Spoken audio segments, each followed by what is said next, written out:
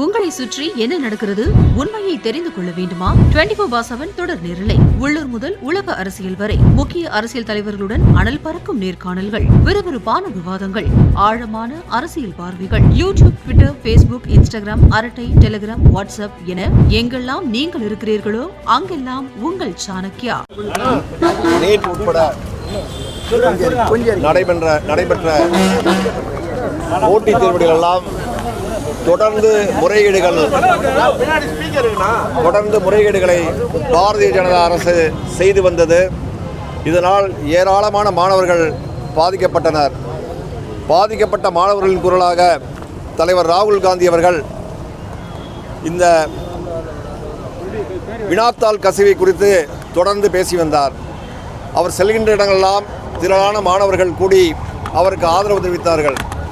இந்த வினாத்தாள் கசிவில் யார் சம்பந்தப்பட்டிருக்கிறார்கள், இவர்களுக்கு பின்னணியில் யார் இருக்கின்றார்கள் என்பதெல்லாம் குறித்து விசாரிக்க வேண்டும், அது கண்டறியப்பட வேண்டும்.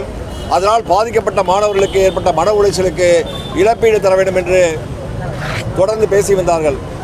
அப்போது அந்த பேச்சுக்கெல்லாம் மத்திய கல்வி அமைச்சராக இருக்கின்ற தர்மேந்திர பிரதான் அவர்கள் பொறுப்பேற்க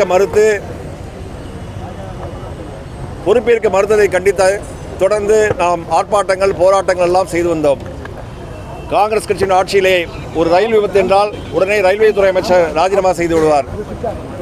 எந்த துறையிலும் ஒரு முறைகேடு நடந்தால் அந்த முறைகேடை சார்ந்த நபர்கள் பொறுப்பேற்று ராஜினாமா செய்வது என்பது ஜனநாயகத்தில் ஒரு கடைபிடிக்கப்பட்ட தொண்டு கடைபிடிக்கப்பட்ட ஒரு வழக்கம்.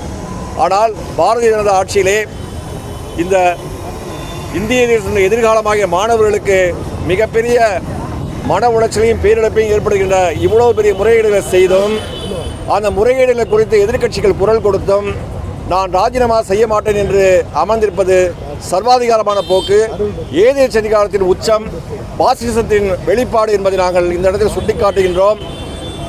கல்வி அமைச்சர் தர்மேந்திர பிரதான் அவர்கள் உடனடியாக ராஜினாமா செய்து இதற்கு இந்த நடந்த நிகழ்வுகளுக்கெல்லாம் பொறுப்பேற்க வேண்டும். பொறுப்பேற்பது மட்டுமில்லாமல் பெரும் இழப்பீடு, அந்த மாணவர்களுக்கு ஏற்பட்ட அந்த மன உளைச்சல், அதனால் ஏற்பட்ட பாதிப்புகளுக்கெல்லாம் இழப்பீடுகளை அரசு தர வேண்டும் என்று காங்கிரஸ் கட்சியின் சார்பிலே கேட்டுக்கொள்கின்றோம்.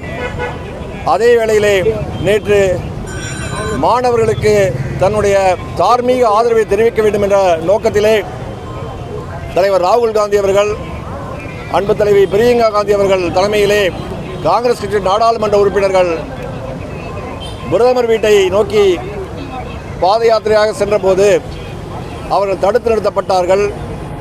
ஜனநாயகத்தின் குரல் வழங்க நெருக்கப்பட்டது. ராகுல் காந்தியை மிக மோசமாக தாக்கினார்கள். ஏற்கனவே மாணவர் சமுதாயத்தை மிகவும் கொடூரமாக தாக்கியதை கண்டித்துதான் இந்த முற்றுகை போராட்டத்துக்கு ராகுல் காந்தி சென்றார். அவருக்கும் அதே நிலைமை.